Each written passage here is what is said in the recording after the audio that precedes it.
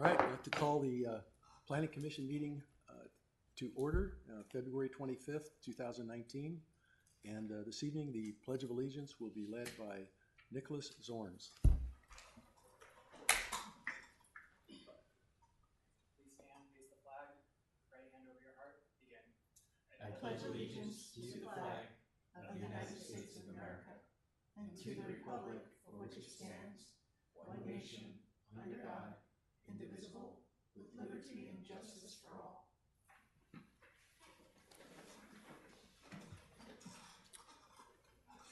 Madam Secretary, would you take the roll? Please let the record show that all planning commissioners are present. Thank you. I'm looking for the minutes of the last meeting approval. I will move the minutes. Mr. Chair, I'll second that.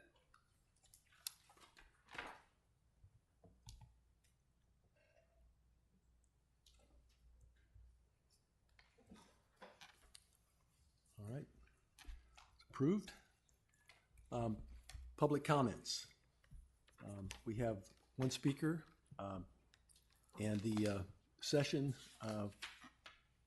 is anyone wishing to address the council. We have Mr. Keith Johannes.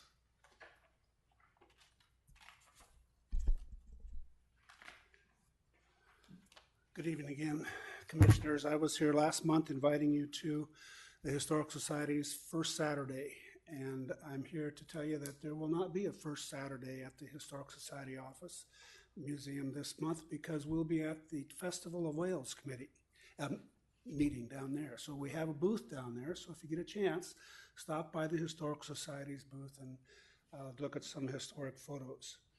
I'm here to add a little bit to what I said last time about why it's important to have commissioners aware of our history. I know that your main job is to make sure that all properties in the city are an asset to the city and not a blight, along with other parts of the city.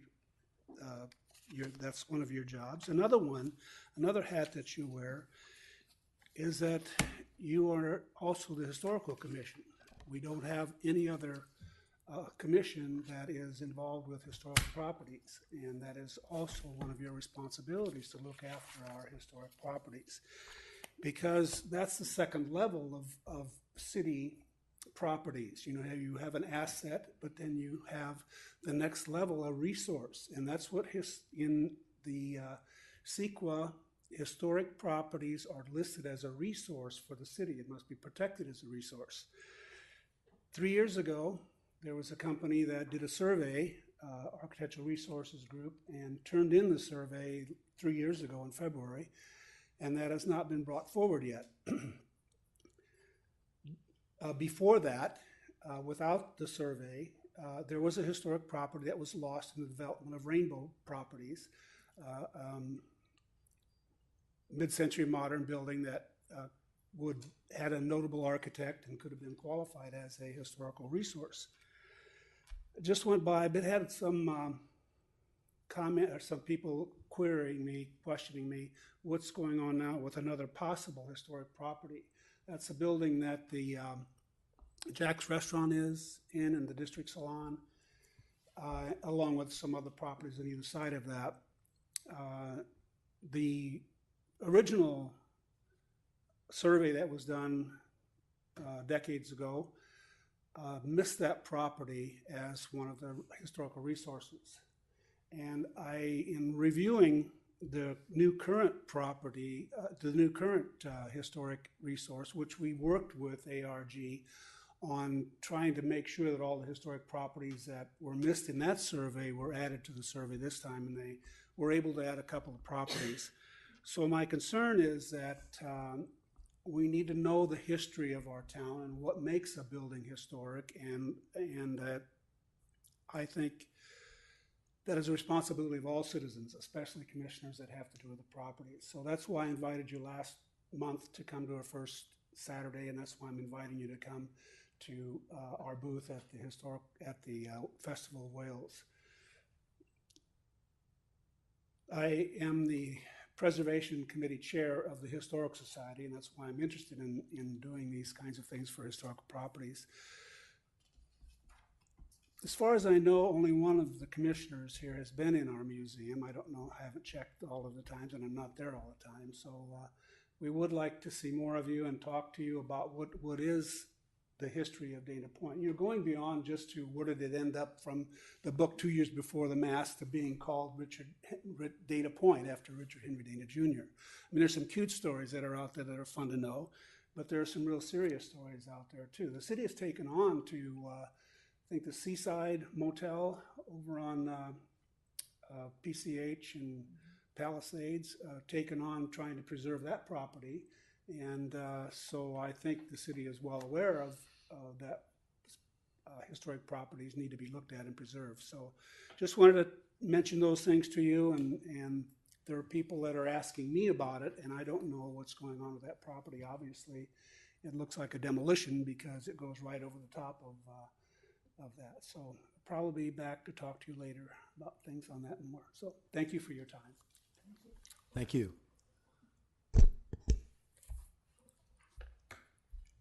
Seeing no other possible public comments, I will close the public comment section and consent calendar. We have no items on the consent calendar.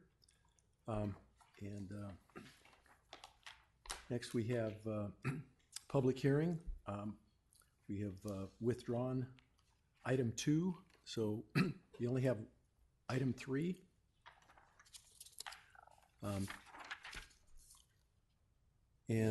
With item 3, we have the sign program permit SPP 180005 for the single tenant service station located at 32611 Niguel Road, a Union 76 service station. We have a staff report. Good evening. Yes, we do. Nick Zorns is going to lead our presentation tonight. Thank you for the introduction. Good evening, Chair and fellow commissioners. Tonight's topic covers the establishment of the sign program of an existing commercial building, the Service Station 76. The subject property is located at the corner of Niguel Road and Camino del Avion within the city's community commercial vehicular district. This current slide shows the existing elevations of the service station. The proposed sign program will do a complete overhaul of all existing signage in order to accommodate the updated branding of the commercial center. The current rendering represents the proposed signage within the landscaped area along both Niguel Road and Camino del Avion. The proposed sign is a freestanding identification sign with fuel price information signage incorporated. The proposed sign plans is to construct a new structural base with a sign cabinet within the updated corporate branding standards, and the illumination of the LED lights will be strictly just for the fuel price, and then external illumination for the rest of the essential monument sign.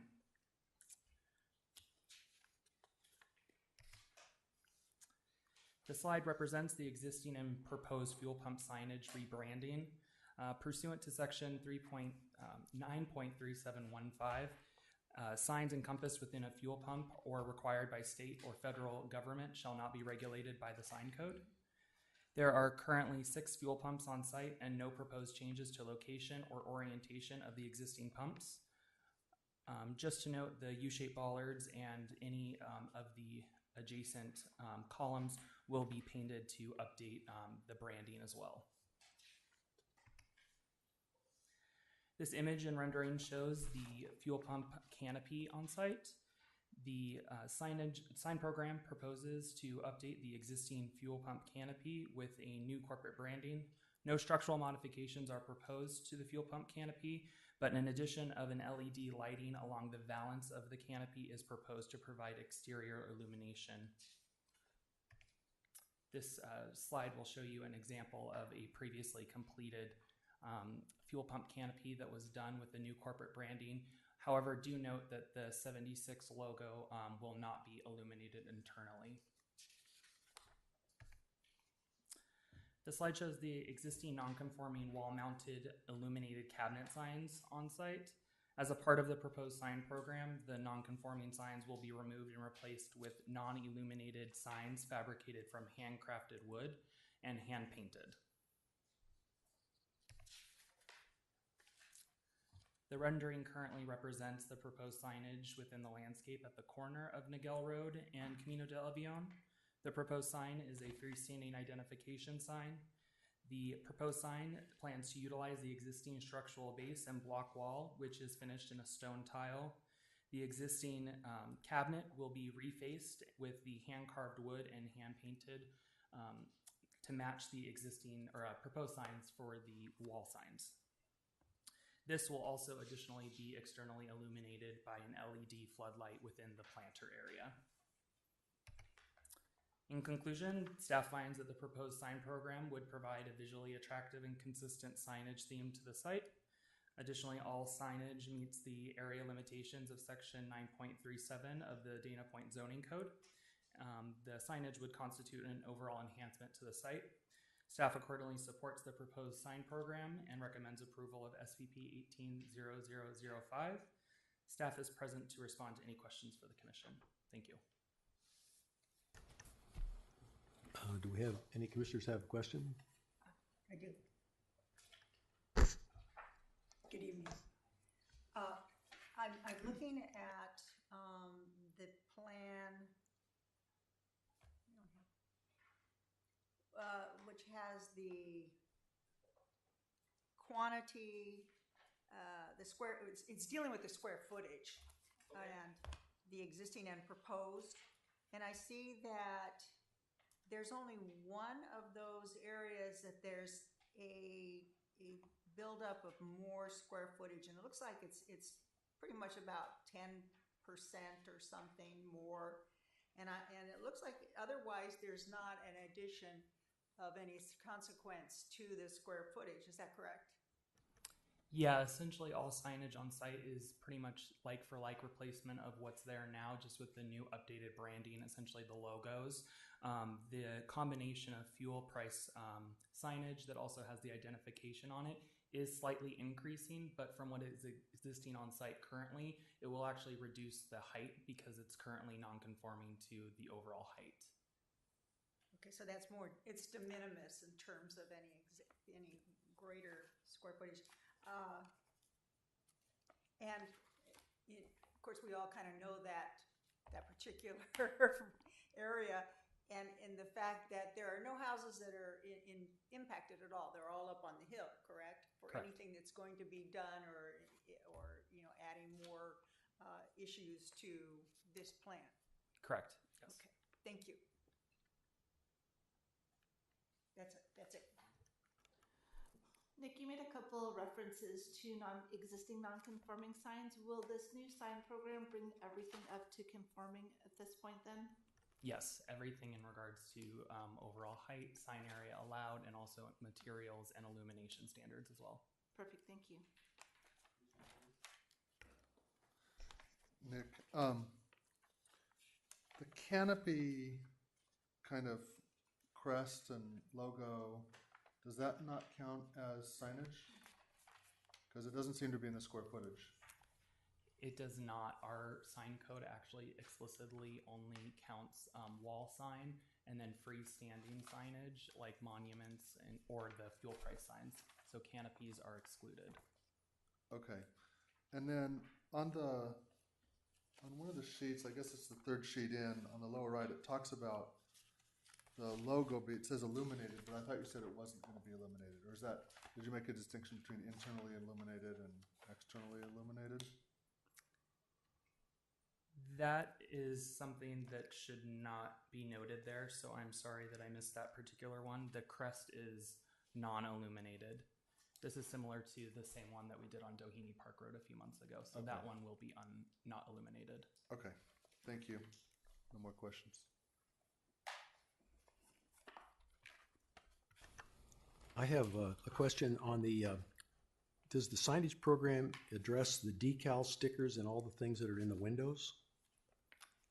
It does not, because by right you're allowed to have up to 25% of your windows covered with signage, and it does not require an actual permit. Okay. And on the first drawing that shows the square footage and has a picture of the footprint, it says on the project overview, the legend on the right side. I was searching for D. I couldn't find D. C store. I saw A, C, C2. So is that just a? That must just be a lettering error on their part. Okay. I have no other questions. Since we have nobody speaking from the public, so I will close the commissioner questions and now open it for commissioners' discussion.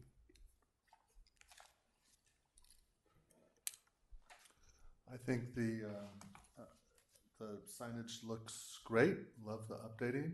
I love the kind of the crests and the swoop on the canopy. I'm recognize and acknowledge that it's within the limits, that nothing is being asked for, and we're not going over on square footage, and I'll be in support of the project. I'll just ditto what he said. I'm in support of it. I think it is very tasteful, and it fits well in that intersection, and I'm going to ditto also. Yeah, I concur with my fellow commissioners. It's consistent with the Dana Point zoning. It's compatible with the neighborhood. Applications for less signage than would be allowed under the code, which is a nice change. And the addition of the wood cut signs is going to add to the architectural flavor of that intersection. So for all those reasons, I would be in support and make a motion that we approve. Here's a second. Second. So the motion would be approved sign program permit SPP 18-005 for the single tenant service station at 32611 Niguel Road. Assuming there's no other discussion, I'll call for the vote.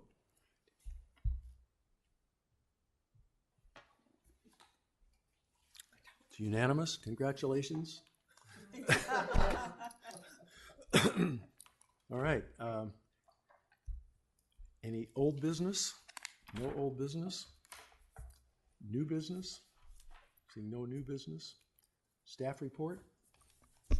I don't have anything to report this evening. Thanks. Okay.